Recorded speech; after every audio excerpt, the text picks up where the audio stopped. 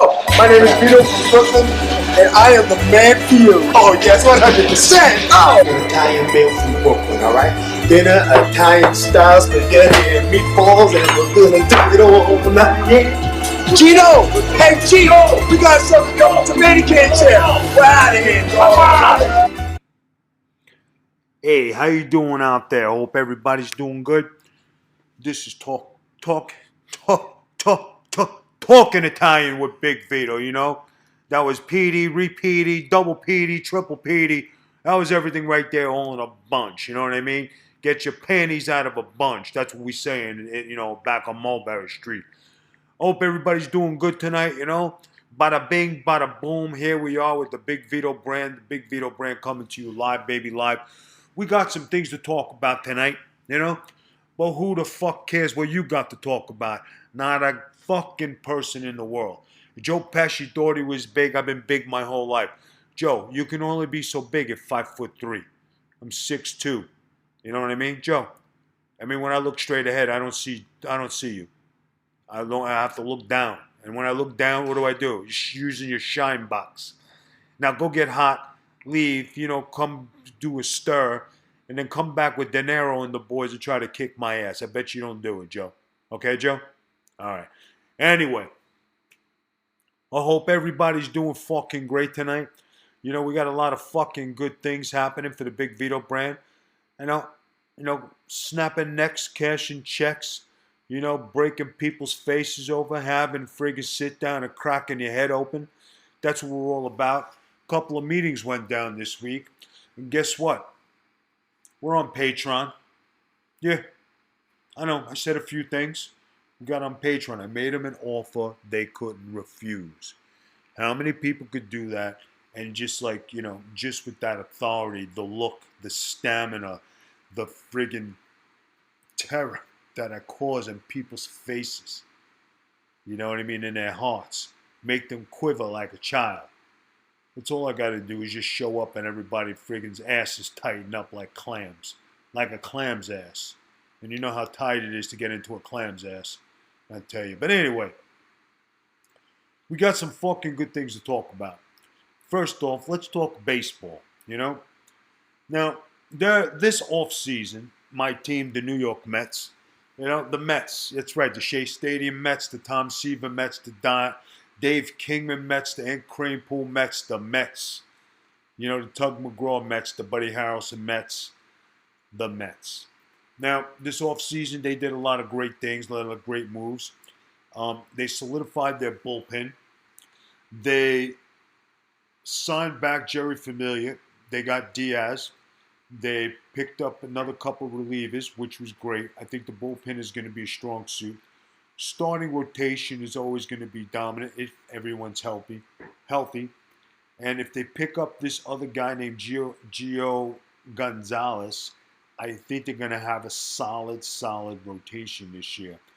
Around the diamond, we got that kid Frazier. We got Robbie Cano. We got Rosario at short, and Jet Lowry at third. I think the outfield is going to be really good this year. And if Cepedis comes back bonus with Conforto, Nemo, and we got Juan Lagares, if he's healthy. We got Keon Braxton. We got a good catcher in Ramos this year. So I think it's pretty set. I think if they add another starter, maybe another relief pitcher, if they really lower the boom and shock the world and get Bryce Harper, I think that'd be fucking unbelievable. This is where we know Dice stole all his stuff. I was Dice before Dice became Dice. You know what I'm saying? So what do you think he did? It became Dice. He didn't say Vito Dice. He just said Dice. And the guys from Miami, they became Miami Vice. So you know where it came from. I was hip before Don Johnson even thought about being hip. I was wearing white suits and a blue shirt way before he even became popular. Anyway, then we turn our attention to the Yankees. Now, the Yankees, they already had a well-rounded team, a great team. They added Tulowitzki for shortstop, that kid JT for third. I think that the Yankees, with all the players they have, they could probably use another starting pitcher. I think if they signed a first baseman, a regular first baseman, I mean, Luke Falk had a phenomenal year last year, and the other kid just can't stay healthy. And I just think that the Yankees are going to be a force this year. I think it's going to be a great season for them. So the New York clubs are good. Now we're going to talk about the fucking Knicks. The fucking New York tanking Knicks. Now, when they started this regime this year, a new general manager, new coach, new outlook, they had a lot of promise. So with the promise they had, we're going to play the kids. We're going to get everybody into this. But along the way, it just didn't turn out, I don't think, the way the fans wanted it, because the fans wanted to compete for a playoff spot. Now, having secured a playoff spot this year, I think would have hurt their chances overall. And the last few days, if everybody's been keeping up, the Knicks traded Porzingis. Now, he was one of Phil Jackson's imports, just like Joakim Noah was, Courtney Lee, Tim Hardaway, and right now they are all gone. There's only one or two guys left from the Phil Jackson regime. That's Frank Nikita and I think one other player. Now, the guy they got, Dennis Smith Jr., is somebody who the Knicks should have drafted before, so they reacquired him. They got a couple number ones. They got DeAndre Jordan, Weston Matthews, two guys who got aspiring contracts. Now they have $75 million in free agent dollars for next year. Will they sign max contracts? Will they put out something for the fans next year? They're talking Kevin Durant. They're talking Kyrie Irving. Kawhi Leonard is a long shot. Kemba Walker is always in the mix. But guys, you got to remember, anything is possible. And if you want to be a great player in this league and you want to put your stamp on your career, you always take a losing franchise, you put it on your back, and you bring it to a championship season. Now, the debate always goes on about Kevin Durant and LeBron James. Now, LeBron is LeBron. LeBron will never be Michael. But Kevin Durant could be greater than LeBron. If Kevin Durant comes to New York and he produces a championship team, I predict, and I say this in the fullest, no matter what Kevin Durant does the rest of his career, he will be greater than LeBron James and second to Michael Jordan. I say that, and I say that with all the trueness and all the, no bullshit, all the nonsense, that everybody's talking. But when you talk about debates, and if you could do that, it's just like Mark Messier coming to the Rangers, getting them a Stanley Cup. He was already great. It made him greater than great. So you talk about the best of the best coming to New York. Hopefully the Knicks can go back to the golden days when they were rough and tough and they were beating people up. And I think everybody loves that New York basketball, but we'll have to wait and see what happens. We covered the Mets, the Yankees, the Knicks. Let's talk about our beloved Jets. What the fuck have they been doing, huh? They've been tank city. But for everything that the Jets and the Knicks have been doing, what do they have? They have cap space. The Jets have $100 million in cap space. They have draft picks. This should be the year where they put the team together and they get it to where they might finally be able to make the playoffs and make a dent in the NFL. I honestly think that this could be good, and this could be something that's going to be, good for all New York teams next year. We are going to take a little break, and Voice of Reason, can you give us the plugs for the Big Vito brand, please? Yes, Big Vito. If everybody wants to check us out online, we are at TheBigVitoBrand.com. You can also find us on social media on The Big Vito Brand and also Reality Capital T Spiller. We are on Alexa and Fire devices with our podcast. You can go and check us out under Flash Briefing and set us up for a daily flash briefing, or you could just look under podcast and type in The Big Vito Brand. Also go to Anchor anchor.fm/TheBigVitoBrand. Click the purple support button. Help us out. Support our podcast. We would love to have you on board with the Big Vito brand. Go ahead, Big V. Now, getting back to what we were talking about, we're covering a little sports here. Because it's fucking great when Big Vito talks fucking sports New York style, because you really get down to the nitty gritty.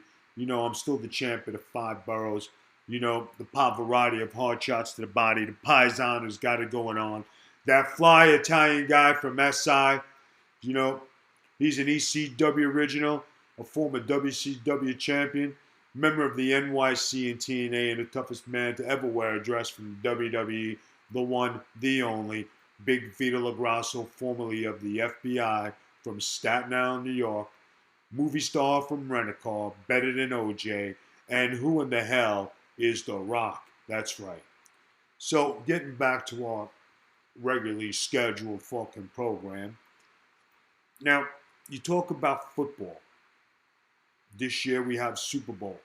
So with the Super Bowl this year, we had the Patriots, the hated Patriots. And what did they do? They won again. They're in the Super Bowl again.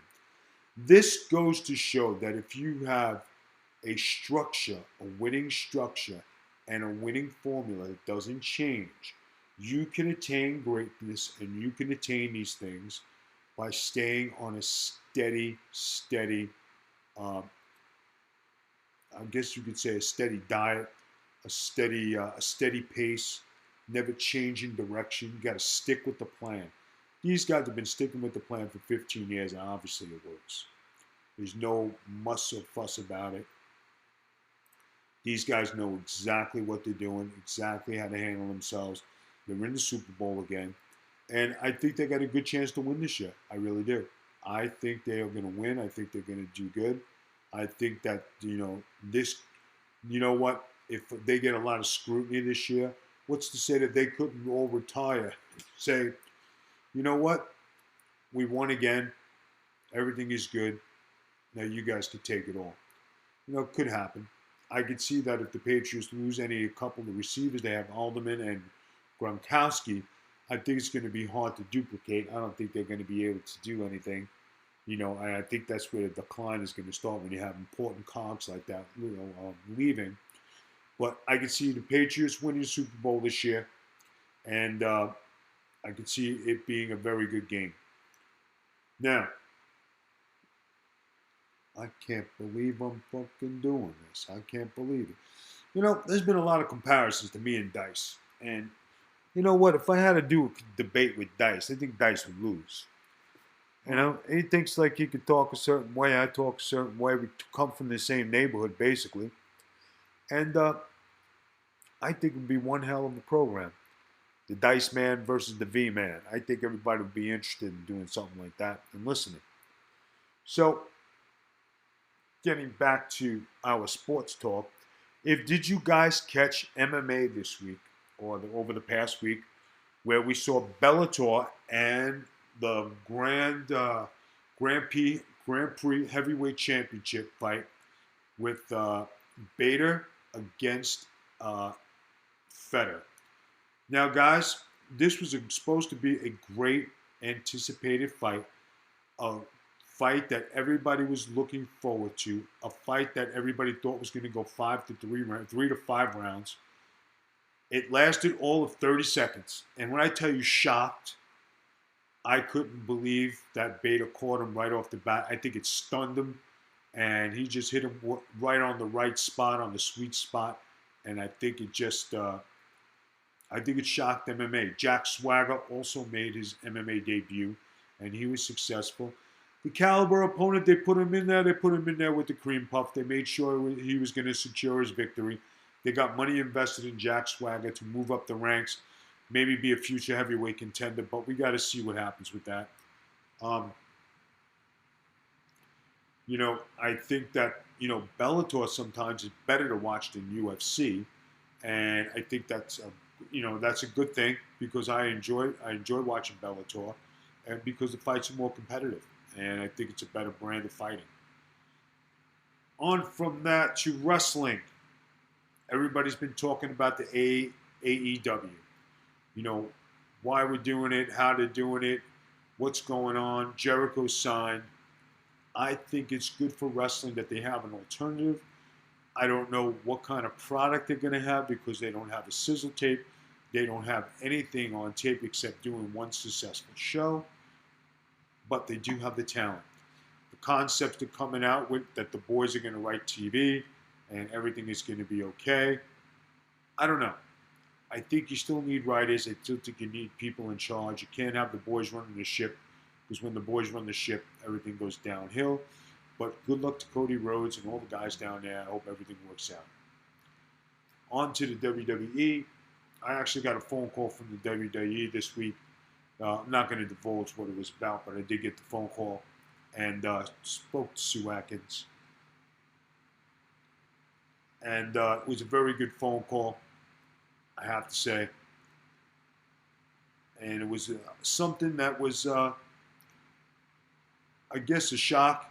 My phone rang. I was like, oh my God, it's the WWE. But it was nothing more than a cordial phone call, guys. Let's not get crazy about it. You know, it was good to talk to Sue. Everything was cool. So let's move on from that. Let's talk about Florida life. Florida life has been a little cold lately down here. And for us Floridians, you know, we're usually used to the hot weather. But the weather's been a little cold, a little rainy. You know, it's that season. But, you know, as soon as the sun comes out, everything's going to go back to normal. So I'm happy about that. Updates on the Big Vito brand. The Big Vito brand has acquired Getting Color. Getting Color was started with Vince Russo. And could you fucking believe it? You know what? I made him an offer he couldn't refuse, and he handed the show right over. So Getting Color is now on the Big Vito brand. The Big Vito brand now has Getting Color. It will be still on the same schedule. It will be on taped. Hey, pass me a grape soda. All right, thank you. It will be taped on Sundays and will be scheduled for Mondays. The Big Vito brand is bringing to you Getting Color. Everybody check it out. It's going to be something great. We definitely have a lot of good things happening with the brand, a lot of good people. If you are interested in being part of the Big Vito brand and would like to help us with our social media, with our marketing, and if you could help us with resume writing, we're talking drawings, we're talking artwork, we're talking anything you could bring to the brand and want to be a member of the brand and help out, hit us up on BigVito.com and send us an email, and let's see what you could do, and we'll put you on as a member of the brand and make you an official member. We greatly appreciate everybody's support. We appreciate everybody's help.